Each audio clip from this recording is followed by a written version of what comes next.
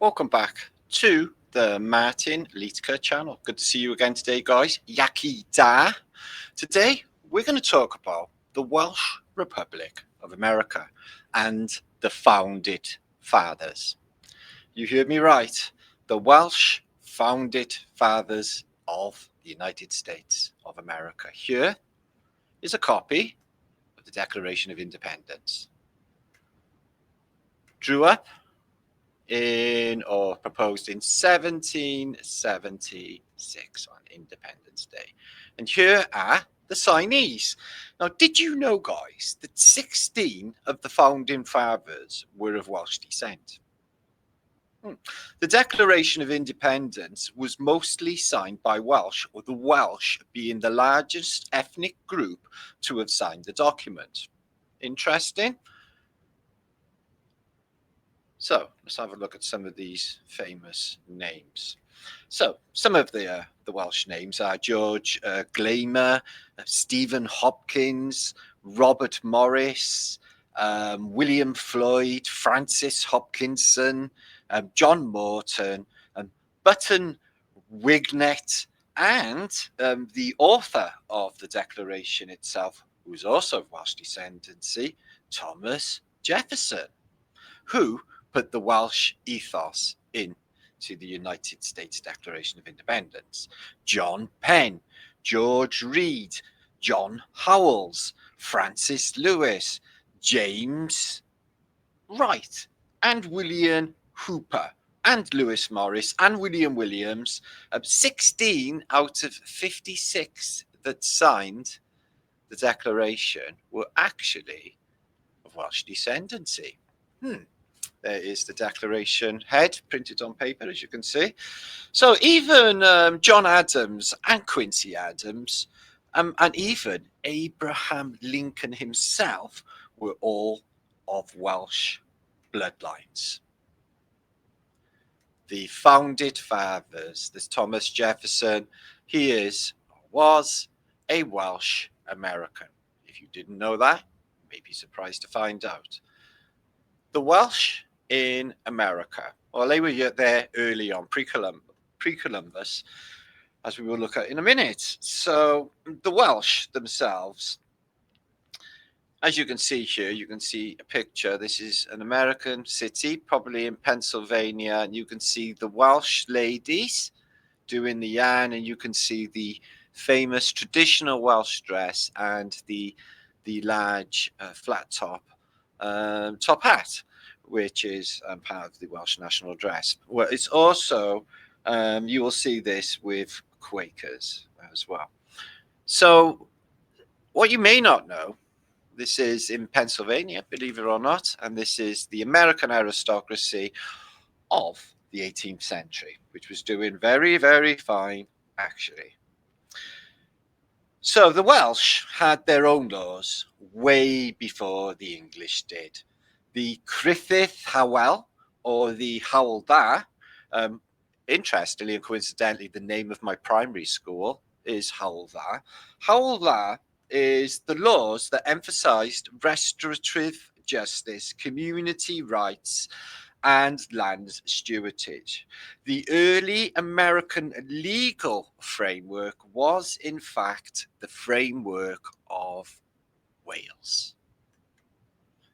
And the early American ethos was the ethos of Wales. You can see some beautiful art impressions of possibly what it was like and how plush it was like in the colonies in the 1800s and the 1700s and 1800s. So the Quakers, interestingly, Quakers foundations, the Welsh Quakers settled in what is regarded as the Welsh Tract in Pennsylvania in the 1600s. They were envisioning a self-governing Welsh-speaking country for all of the colonies.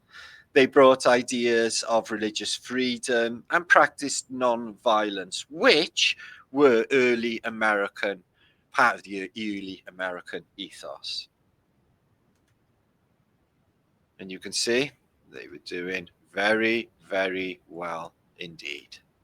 And as you can see in Pennsylvania, the police force in the modern day have Welsh flags and Welsh emblems, because Upper Gwynedd county in Wales, Welsh, and the police force in Pennsylvania, because they have been there all along. And in other Welsh settlements all over America, Indian speaking Welsh, and here is why. So this is in the story of the mythical, if you like, memory of the legend of Prince Madoc. Now, he sailed to America in 1170, although the official narrative is the discoverer of America is Christopher Columbus. Although that cannot be true, because this was the knowledge that Elizabeth I used to justify British claims over Spanish claims in America. Her claims were Prince Madoc was already there in the 1100s. 1170, the Welsh were already there. So by the time Christopher Columbus had arrived, the Welsh had been there centuries. Centuries. You can see Native American Indians with the Welsh round boat, the conical round boat, which is indigenous to Wales. And you can see these in other places, in France as well, and some places in Europe. You can see the conical being used.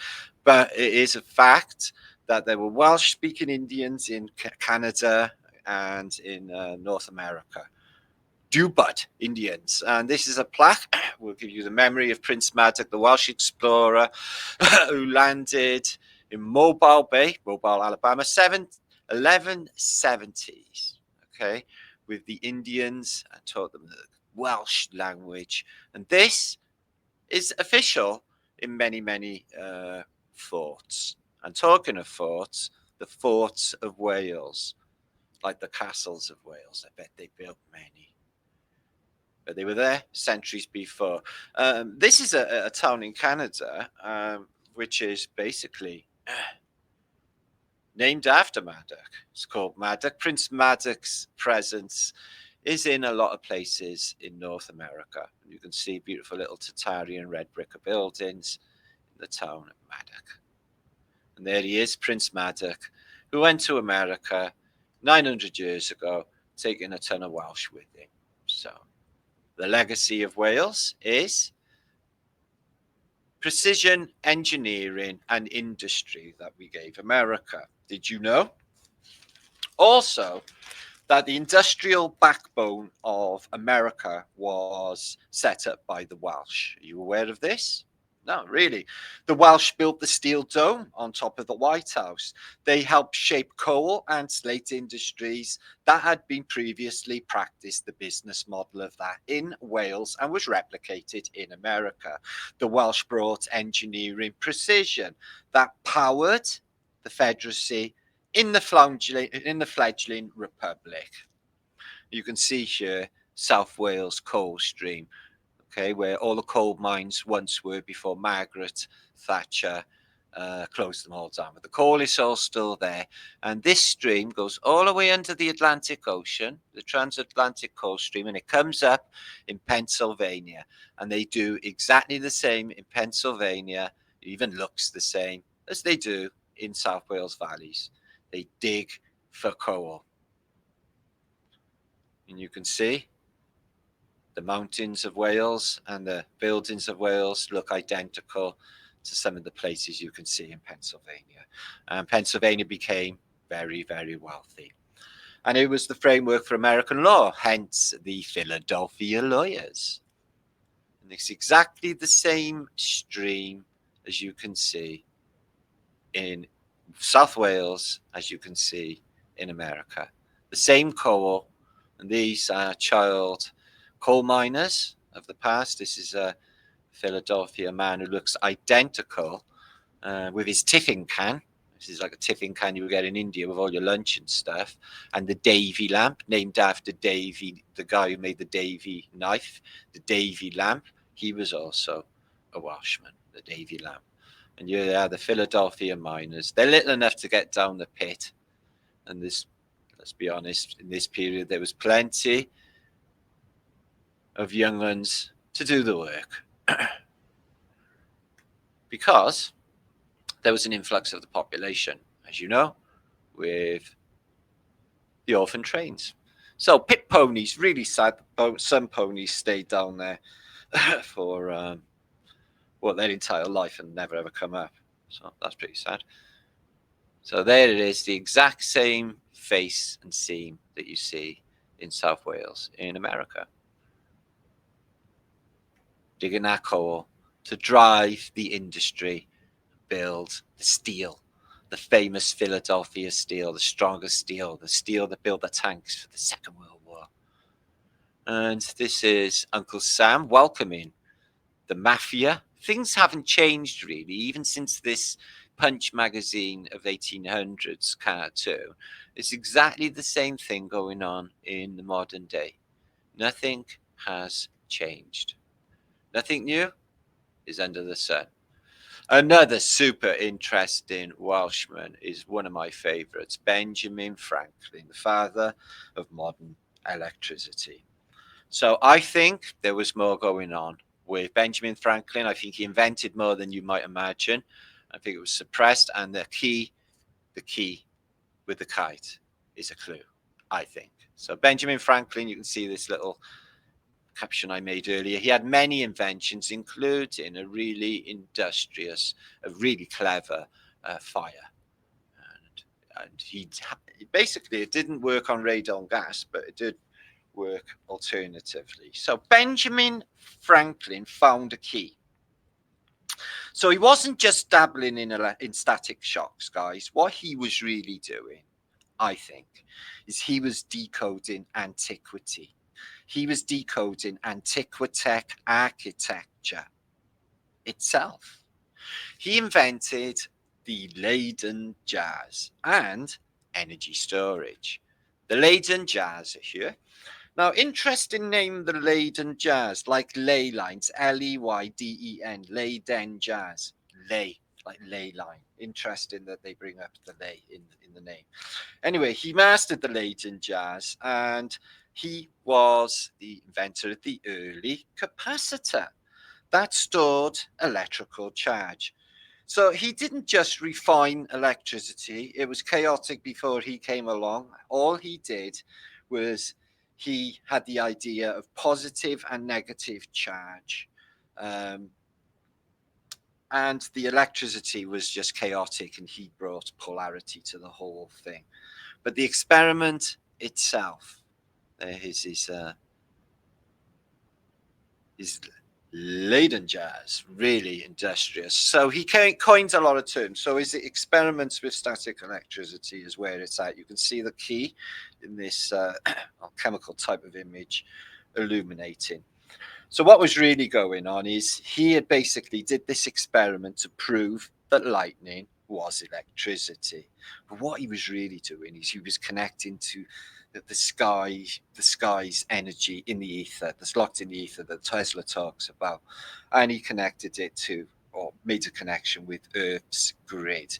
He suspected that lightning was a natural discharge of etheric tension. The key was the conductor, and which tapped into basically divine resonance. Franklin coined the terms, however, battery. Did you know that? He coined the terms battery, conductor, charge. He coined the term charge, and electrician. He coined the term electrician. The father of electricity was a Welshman. Oh, Welsh descendancy. So other inventions that he invented was the lightning rod. Interesting, especially with antiquitech in mind. So it was more than a safety device. It was a symbolic antenna. It was a way to ground ambient energy into the living buildings, the Gothic churches and the buildings of Tartaria, and tuning buildings into a resonant receivers. Okay. It was isolation and innovation at its highest form. This guy was probably making time machines. He also invented these these fireplaces. But what you got to remember about Benjamin Franklin is he was outside of European academic circles, which gave him like fewer constraints for his inventions, and he was wilder and more invented than all the rest. And he made quantum leaps in innovation, and I think he was decoding Antiquitech, all the buildings that were already there in antiquity. He was decoding, especially in Philadelphia, with all of that Antiquitech. Check out the fireplace that was invented by Franklin. So it could have been that the radiant heat, heated these after the fire was outed, could still emanate heat, but it's no evidence of this being radon. But it could have equalized radon gas that was existing, surely, maybe, but definitely Antiquitech. And there's a picture of how this thing worked, sucking it up the chimney. So it's a conventional chimney with a little bit more going on, if you like, which you could cook in as well, like an aga, which is fantastic. The Benjamin Franklin stove. There he is. I wonder if he ever came back to Wales. Apparently he liked the ladies, according to the narrative, and he was super smart. He kept himself isolated except for visiting ladies, and he just put all of his time into his invention of finding out what these devices did. Very interesting chap. It's Benjamin Franklin. The keys to electricity and keys to the future. That's what Benjamin Franklin did. So the input into American history through the Welsh is real. And I think we were there all along. And a lot of these Tartarian cities, I think you could attribute to Welsh and British engineering. But Britain didn't really exist back then. We're going to look at that now. So as I mentioned, the laws and the language of Wales, the oldest existing language, one of the oldest existing languages on Earth. And we have 600 castles, more than any other country on Earth, yet we're just this little tiny country. There has to be a reason for that. You can see this is the ley line map. This ley line rips straight past Hereford, straight past where I am here in Cardiff. The ley line energy is strong. Did you know that you can fit the whole of the world into Texas? Yep, that's actually true. It is that big, Texas, that you can fit the whole of the world into it. Who knew? And you can rename anywhere you want nowadays. I was thinking that, well, obviously the Gulf of Depeche Mode is brilliant. I was thinking maybe the Flock of Seagulls Channel. That's a good one. So as you can see on a lot of old maps, you can see the influx of the Huns coming over from Europe, the Germans, the Saxons, the Angles, East Angle, Anglia, and the southern Sacs, the Saxons from Saxony, and all the way up here, Lindisfarne. Some of these were apparently early Viking settlements, especially in Holy Island. Apparently they landed there. Venerable Bede, etc., tells us this. So the whole of Wales, except for the extremities there, was Wales. And one other thing we do is put the ley line map of England and Wales, sacred ley lines and sacred stones, is we put stone circles to amplify that chi energy for manifesting in the realm on important places. This one here, Glastonbury Tor, one of my favourites, definitely an amazing energy. So the Welsh language has been stamped out. People were punished in the 1950s if they were caught speaking Welsh. Over 80% in 1930s spoke Welsh. This part where I live is predominantly Anglicised, especially Cardiff, the city I live in. It's just another British city. So yeah, and this I don't believe. I think that the whole idea of populating America, coming from Europe and populating, is just a misnomer. I think that the whole place was populated early on. Like I said, when Columbus arrived, America had been up and running for hundreds of years. Its legal system, the whole thing. History just lies to us. America is not the New World. America is the Old World. And you can see in northern England, all the way up to the Scottish border, Ystriclwyd, Rygedd, Emmet, all Welsh words from ancient Britain from the time of 550 AD, which we're going to look at something interesting concerning that in a little while. There's another map, as you can see. The Saxons are holding on to just this border, this outer coast, because they came over from the North Sea, and the south coast, and the rest is Wales. Most of it is Wales.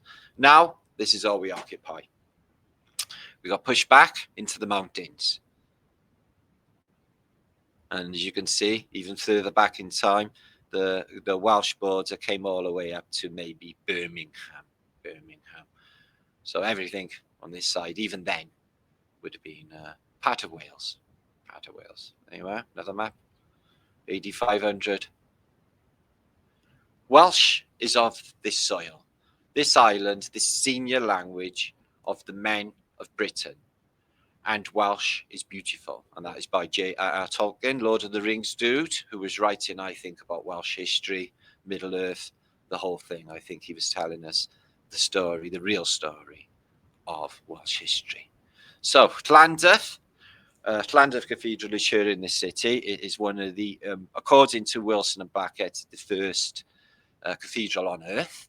I think that's true. I have some questions concerning Llandaff Cathedral, which was mapped by John Speed, who was the cartographer for Elizabeth I in 1610.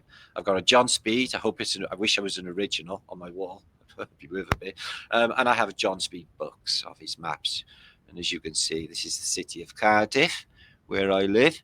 And this one church here, not this one, St. John survived, but this church, St. Mary's, was taken out in the 1607 tsunami. Just not long after this map was actually produced. So, yeah, super interesting history of Wales. So, moving on. So, just to finish off, my question is concerning this dude. There's some curious things that Wilson and Blackett, the famous British historians, say about St. Tylo. St. Tylo, he lays to rest in Llandaff Cathedral. St. Tylo, along with King Arthur's father, is also in Llandaff Cathedral. So my question is this. You can see his tomb. I have a booklet that I've shown you from the 1930s in previous vlogs, showing you and photographs showing you his crypt, where he lies with other saints in Llandaff Cathedral. So he was around, this saint. I wonder how you become a saint. Do you get voted for? Do you think you could have Saint Marticus? Don't worry. Anyway, so he was around in 560. So halfway through the apparent first millennium AD is St. Tylo, but he is attributed for building Llandaff. Tylo founded the first church of Llandaff, where he is in fact buried in a crypt to this day. But that, like I said, Wilson and Blackett give some specific pointers towards who St. Tylo really was, and it's all connected to the Jesus and Joseph narrative. So I've talked about this cathedral many times because it is super duper interesting. But my question is this. So St. Tylo's remains are in there, and they have been there. He died in the halfway through the first millennium AD. And what we got here is a old picture, an engraving of Llandaff. It says 1120 and AD 17 and 1703. Now the score is this tower here was apparently destroyed in the 1700s. It was built by Caspar, who was nephew to Henry VIII, and he built this tower, and apparently it collapsed in some sort of hurricane or storm. By there, severe storms, which happened in 1741, which toppled all of this. You can see all of this ancient Greco-Romano ruins all around this church. So there is pictures of the ruined church. I'm going to date for when these are, but you can see there's just one tower existing. The other It's completely disintegrated and everything around it is rubble.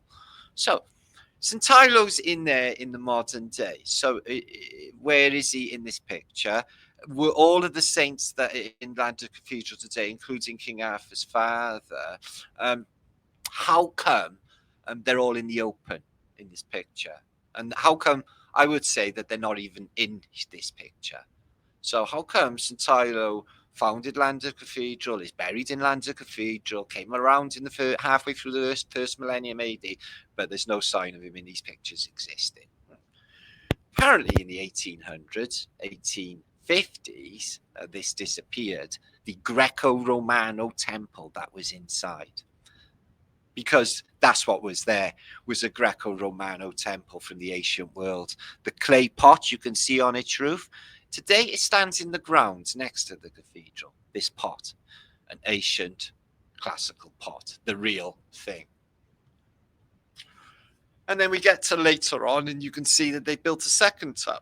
The second tower was built, in the apparent 1800s.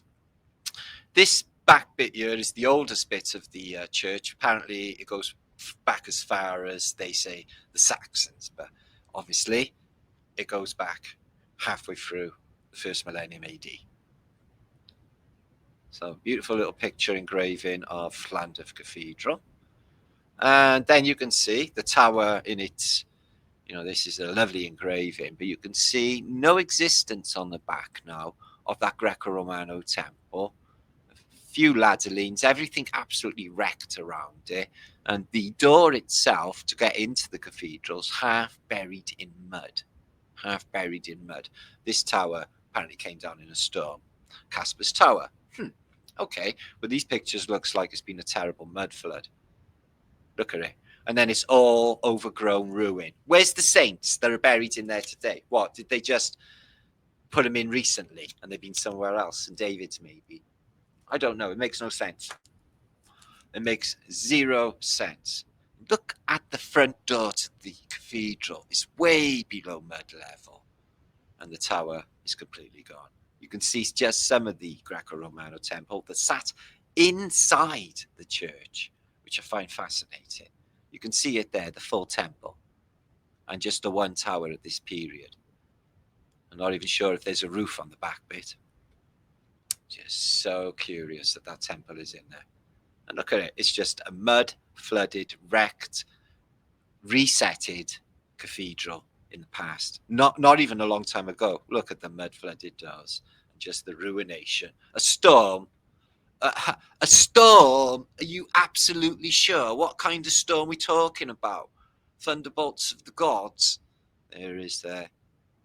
Going back a bit, maybe with the tower. Right. So this is the Bishop of Llandaff's palace, which you can visit today. Costs nothing to go in there. It's a beautiful, amazing ruin to visit if you ever come to Cardiff and Llandaff.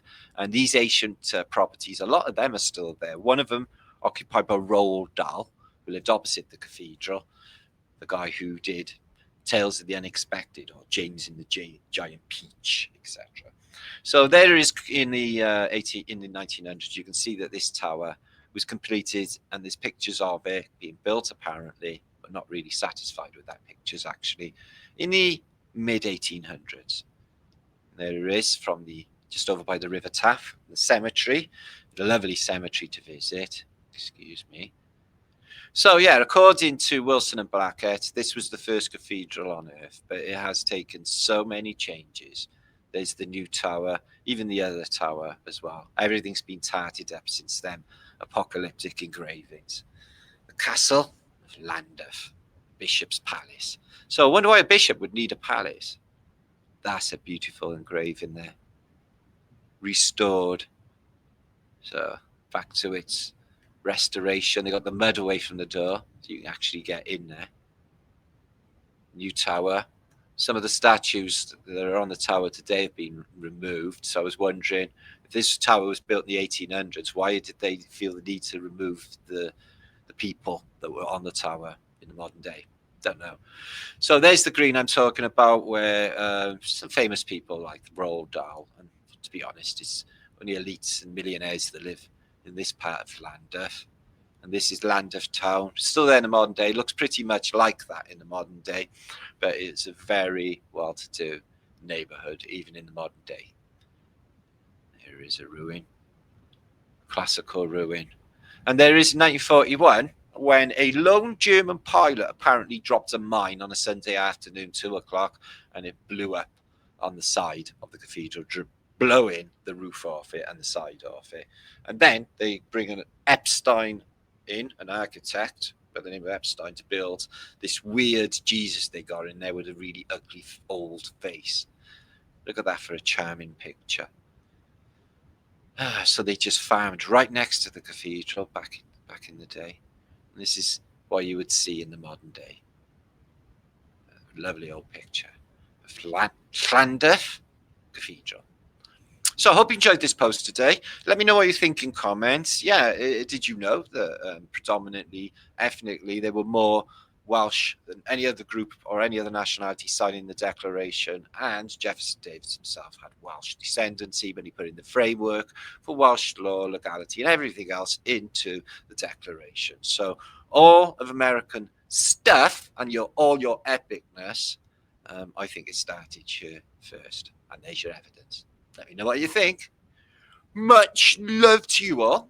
Let me just stop sharing, and I'm going to make sure to subscribe. Make sure to like this video if you did. I'm going to be back. Flatter days coming. Flatter days looming. I've got some cool stuff to show. There's lots happening.